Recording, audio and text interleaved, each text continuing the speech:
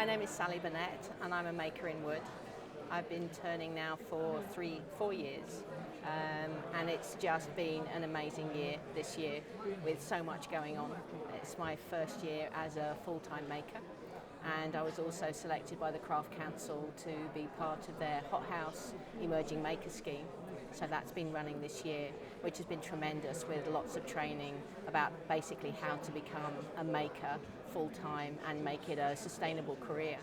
So this year has just been tremendous, and I was very lucky that the Worshipful Company of Turners awarded me a bursary this year to go and study in America with Jack Besseray.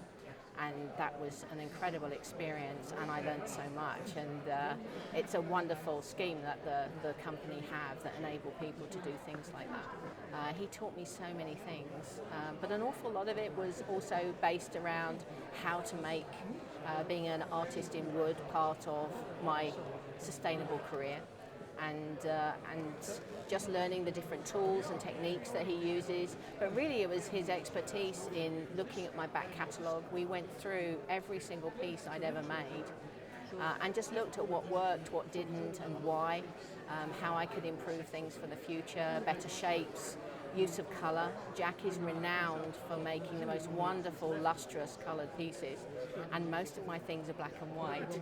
So that was a bit of a contrast. He did send me an email saying maybe I would now start to use colour, but we'll see how things go. But it was a great experience, and then from there I went to the AAW American Wood Turners Symposium, and again met lots of brilliant turners there, and a lot of it British turners are now finding that going there is beneficial to their careers. So my work tends to follow a theme that's around landscape and nature.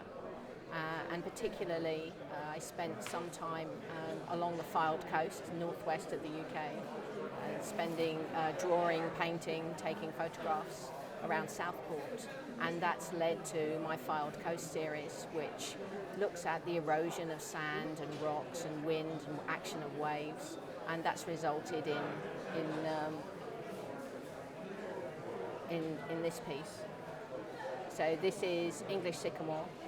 It's amazingly light because it's really very thin. I turn it from wet wood, so the tree was newly felled when this was made, and then once it's been turned, it's dried, and then all the piercing is done with a dental drill. So the noise is a little bit off-putting, but the textures and the reflections through this are all inspired by the Fylde coast. So a new piece for this year is inspired by the nature of the wood itself. So this piece